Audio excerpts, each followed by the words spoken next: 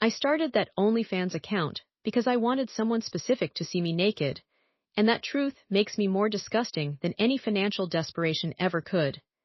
Everyone in my life assumes I did it for rent money, the classic sob story of a girl drowning in credit card debt with a laid-off boyfriend.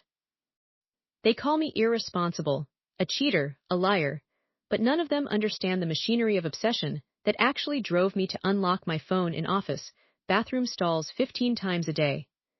I lost Marcus in 47 minutes flat while I sat 3 miles away reviewing quarterly reports, and I deserved every second of the silence he left behind. But before you decide I'm just another attention-starved monster, you need to understand the one detail I haven't told anyone. Not my sister, not my therapist, not even the version of myself I see in the mirror at 3 a.m. when sleep won't come. The detail that changes everything is sitting in my DMs right now, time-stamped from 3 months before Marcus ever found out, and it proves I wasn't just unfaithful, I was calculating. When Marcus came home with his termination papers last November, I didn't panic the way he did. He collapsed on our IKEA couch and stared at the wall while I ran numbers in my head: $2,400 for rent, $800 for his car payment, my student loans, the utilities. We'd been together 3 years, living in a Silver Lake apartment that suddenly felt like a prison with rent due.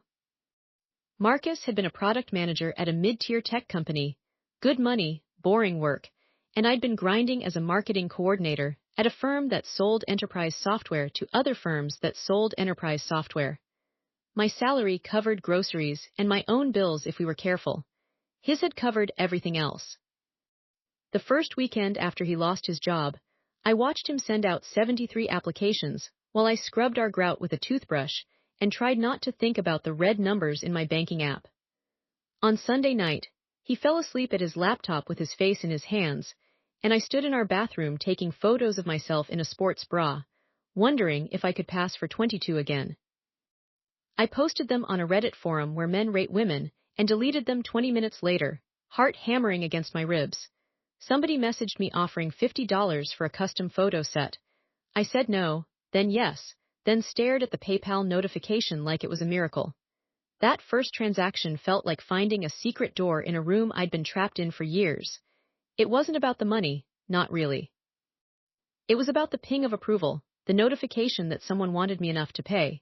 Marcus hadn't touched me in weeks, too buried in his own failure to see me standing there. The men on that forum saw me. They commented on the arch of my back, the way my hair fell across my shoulder, the specific shade of my lipstick. They noticed details Marcus had stopped registering somewhere around month 18 of our lease. By mid-December, I'd made enough to cover our utilities, and I'd developed a routine bathroom stall on the 5th floor at 10:15 a.m., again at 2:30 p.m., once more in the rideshare home. I told myself it was temporary, a financial bridge until Marcus found work.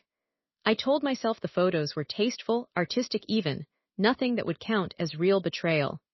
I told myself the rush I felt when a new subscriber joined was just relief about the rent.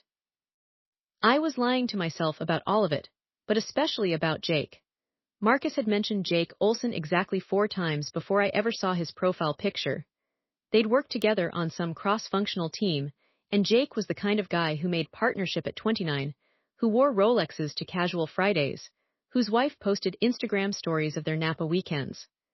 Marcus described him as intimidatingly competent and kind of a dick if you catch him before his 3rd espresso. I stored these details like a squirrel hoarding nuts for winter, not understanding why they felt so important. Then Jake found my OnlyFans. I didn't know it was him at first. He used a username that was just random letters and numbers, but his subscription notification hit different. Maybe because he tipped immediately, maybe because his first message referenced a specific mole on my hip that I'd forgotten was even visible in my early photos. I responded with a winky emoji and a generic thank you, standard creator protocol, but he wrote back, "You look familiar. Do we know each other?" My thumb hovered over the block button. Instead, I typed "maybe from your dreams" and hit send before I could stop myself. That night, Marcus asked if I'd been acting weird. We were eating takeout pad thai that my new side income had purchased, and I laughed too loud at his question. "Weird how?" I asked, scrolling through my phone under the table. "You've just been." "I don't know, glowy.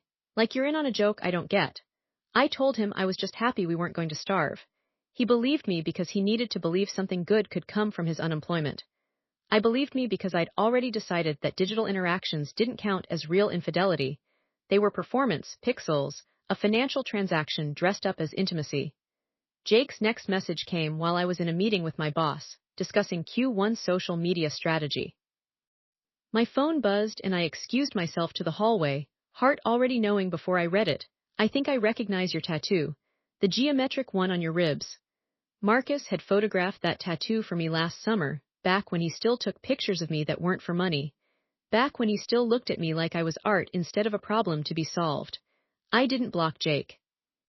I sent him a free video instead, something I'd filmed that morning in the gray light of our bedroom, while Marcus was in the shower, oblivious to the fact that his girlfriend was arching her back for his coworkers' viewing pleasure. The first time I masturbated thinking about Jake was a Wednesday. Marcus was at a job interview that felt pointless, and I was home editing photos in the Lightroom app, adjusting the shadows on my own body like I was a product to be optimized. Jake had sent a message asking if I'd ever consider meeting a fan in person, just for coffee. I came so hard I bit through my lip, and the metallic taste of blood mixed with the metallic taste of self-disgust. But I didn't stop. The rationalizations became more elaborate. I wasn't cheating because I'd never physically touched Jake. I wasn't lying because Marcus never asked direct questions. I wasn't destroying our relationship because our relationship was already stressed by finances, by his depression, by the weight of adulthood pressing down on both of us. The OnlyFans was a pressure valve, a way to feel desired when everything else felt like drowning. My sister Rachel called in January and asked if I was okay. You sound different on the phone, she said, her voice tinny through the speaker while I balanced my laptop on the bathroom counter, taking test shots for a new lingerie set I'd purchased with creator earnings. Distant. Are you and Marcus fighting? I told her we were fine, just tired. She didn't believe me. I could hear it in the pause before she said, okay, but I'm here if you need me. I thanked her and hung up, then blocked her number for 3 hours while I filmed content, unblocking it only when the paranoia that she'd noticed became less powerful than the need to keep creating. Jake upgraded his subscription to the highest tier in February. He started requesting custom videos, and I gave him a discount I told myself was for loyalty, but was actually because I wanted him to keep watching. He asked if I had a boyfriend. I told him I was single. He asked if I'd ever been with a man who could actually afford me. I sent back a video of myself laughing, arch and performative, and didn't charge him for it. Marcus's unemployment stretched into its 4th month. He'd stopped asking about finances, stopped questioning how we were still afloat, stopped doing much of anything except sleeping and sending applications into the void. I was making $3,000 a month from the account now, enough to cover his car payment, his phone bill, the groceries. I was subsidizing his failure with validation from a man who defined his success, and the symmetry of that deception felt almost beautiful. The first time I used Marcus's credit card to buy lighting equipment for my side business, I didn't even feel guilty. He'd given me his card for emergencies years ago, and I'd never used it. Now I told myself this was an emergency. Better lighting meant better content, meant more money, meant we could keep our apartment. The $237 charge appeared on his statement, and when he asked about it, I said I'd bought him a surprise gift and to stop snooping. He apologized and kissed my forehead, and I let him, while Jake's latest message sat open on my laptop screen. I want to see your face when you come. No mask. I sent it. I sent everything he asked for, and I told myself it was still business because money changed hands, even when he tipped me $5 for a 10-minute video that showed him parts of me I wouldn't show a doctor. In March, I hit 5,000 followers. Marcus still hadn't found work, and I'd started paying his minimum credit card payments too, funneling my earnings into our joint account like a good girlfriend, like a provider, like someone who wasn't slowly erasing herself one upload at a time. He thanked me one night, tears in his eyes, and told me he didn't deserve me. I held him while he cried and felt like a god, felt like a devil, felt like nothing at all. Jake asked if he could send me something, a gift, he said, for being so accommodating. I gave him our address without thinking, without considering that a man who knew Marcus might recognize the building, might have been here for the company holiday party last year, might remember the specific shade of orange we painted our kitchen accent wall. He sent me a necklace. White gold, simple, expensive. I wore it in my next video, and he came in the comments, literally, typing out his orgasm while I sat in our living room with Marcus sleeping 10 feet away. My boss, Linda, called me into her office in late March. She closed the door and asked if everything was all right, if I needed to talk about anything personal. I assumed she knew, about the OnlyFans, about Jake, about the way I was fracturing my life into shards sharp enough to cut. But she just said, "You've been spending a lot of time in the bathroom and your productivity is down. Are you sick?" I told her I had IBS, a lie so specific it felt medical, and she nodded sympathetically and told me to take as much time as I needed. I thanked her and went directly to the fifth-floor handicap stall, where I filmed a video of myself touching myself while thinking about Jake's hands on his Rolex, on his steering wheel, on his wife's waist in those Napa photos I'd stalked late at night. I was so far gone I didn't even recognize the danger when Marcus mentioned Jake by name over dinner.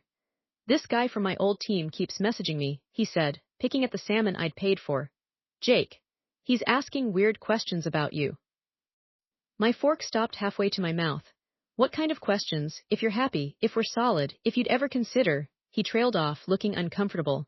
"I don't know, it's weird." I laughed, the sound too bright, too sharp. He's probably just bored and hitting on me by proxy. Some guys get off on unavailable women. The irony didn't hit me until after I said it, until Marcus smiled and agreed and changed the subject. While I sat there, wearing the necklace his coworker had bought me to wear while I pretended to be single. The day Marcus found out, I'd posted a video at 11:47 a.m. from our bed. A risky one, no face but our bedroom was unmistakable. His Bob Dylan poster on the wall, his hoodie hanging on the closet door, the orange accent wall he'd painted himself when we'd first moved in. A subscriber commented, "Is that Marcus's room?" And I deleted it, but not fast enough. I was in a meeting when my phone started blowing up. Text after text, each one a stone thrown through glass. "What the fuck is this? Is this a joke? Tell me this isn't you. How could you?" Then silence. Then the notification that he'd left our shared location. Then the message from our landlord that Marcus had called to ask about breaking the lease. I ran out of the meeting, Linda's voice calling after me, and called him 17 times in the Uber home. He answered on the 18th, his voice flat and dead. "Don't come home. I'm already gone.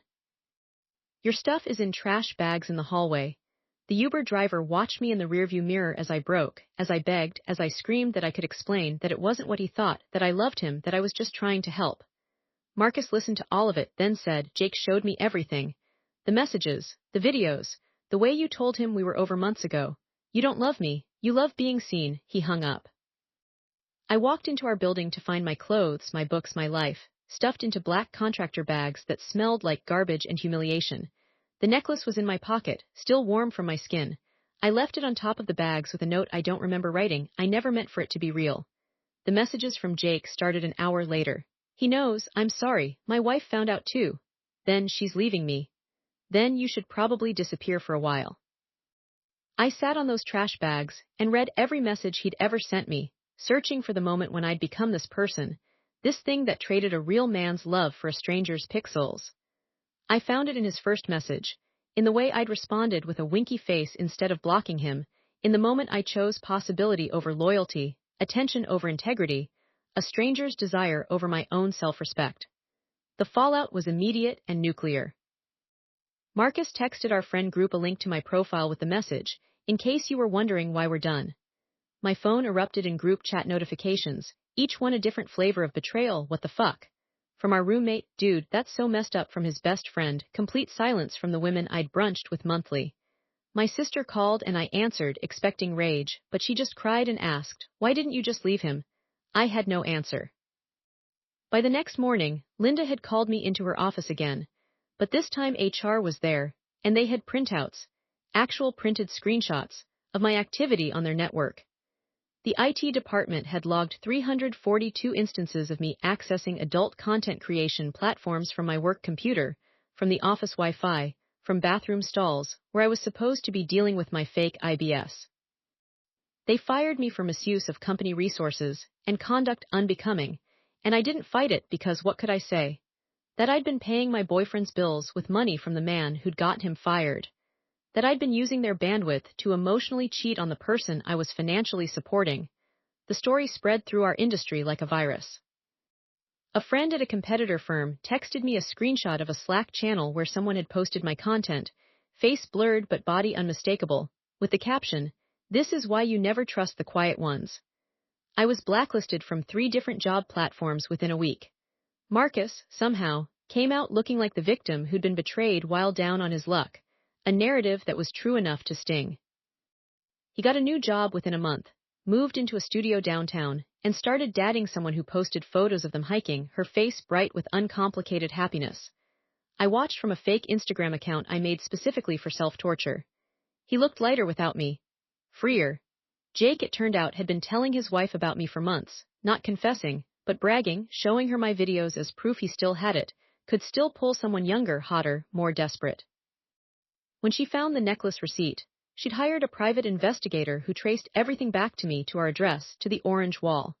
She threatened to sue me for alienation of affection, a law I didn't know existed in our state until her attorney's letter arrived in my mom's mailbox, because I'd moved back home at 29, tail between my legs, carrying 2 duffel bags and enough shame to sink a ship. My mom didn't yell. She just looked at me with the same expression she'd worn when I was 16 and crashed her car, a mixture of disappointment and exhaustion that was somehow worse than anger. "You burned your life down for what? A man who wasn't yours." "For attention," I whispered, and it was the first honest thing I'd said in months. The therapy started after I tried to reactivate my OnlyFans under a new name and got banned. Some algorithm flagged my face, my tattoos, the specific geometry of my deception. The therapist, a kind woman with gray hair and no judgment in her eyes, asked me what I'd been searching for. I told her I didn't know, but that was another lie. I'd been searching for the feeling of being chosen, of being special, of being more than the reliable girlfriend who paid bills and kept secrets, and faded into the background of someone else's life. What I found instead was the truth about who I become when I'm hungry for validation, a person who weaponizes her own body, who turns intimacy into currency, who can look at a man she loves while typing lies to a man she doesn't know, and call both things by the same name. The money I made is gone, spent on rent and car payments and keeping up the lie. The followers migrated to new girls, younger ones with less complicated backstories. The necklace sits in a box in my mom's attic, white gold tarnished by fingerprints I'll never be able to wipe away. Jake's wife dropped the lawsuit after I signed an NDA and a statement admitting to an emotional affair, a phrase that felt too small for what I'd actually done. I saw Marcus last week, through the window of the coffee shop where I now work for $13 an hour plus whatever pity tips people leave when they recognize me from the articles that were written. Yes, there were articles, small-time blogs about love in the digital age that used my story as a cautionary tale. He was sitting with a woman who looked like summer, all sundress and bare feet, and he was laughing, really laughing, the way he used to before we became a problem neither of us could solve. I hid in the back until they left. The manager asked if I was okay, and I said yes, because that's what I do now. I lie to survive, and I survive with the knowledge that I chose this. Every consequence, every empty bank account, every sleepless night, every time I log into social media and see him thriving without me, it's all mine. I built this prison pixel by pixel, subscriber by subscriber, lie by lie. People still message me sometimes, fans from the old account, asking where I went, why I stopped posting, if I'd consider coming back. I delete them without reading. The thing about being seen is that you start to crave invisibility, and the thing about chasing validation is that you eventually realize the person whose approval you needed most was your own. I'm telling this story now because this morning, I looked at my reflection in the espresso machine at work and didn't recognize the woman staring back. Not because she's changed, because she hasn't. She's still the same person who would do it all again for the right kind of attention, for the ping of a notification, for the momentary illusion of being wanted more than anything else. That's the detail that makes it all worse. I didn't learn my lesson. I just ran out of people to betray. So judge me if you want. Call me names. Unpack my moral failures like you're any different, like you wouldn't understand the specific high of being chosen even if it costs you everything. But when you're done, when you've finished performing your outrage, ask yourself what you would have done for that feeling. Ask yourself if you've ever wanted to be seen so badly you were willing to disappear. I know my answer. It's sitting in my DMs, time-stamped and permanent, a digital record of the moment I decided that being wanted by a stranger mattered more than being loved by the man who painted our walls orange, because I said it would make the space feel warm. Marcus was right to leave. Jake was right to expose me. You are right to think I'm a monster. But I was also right about one thing: attention is a drug.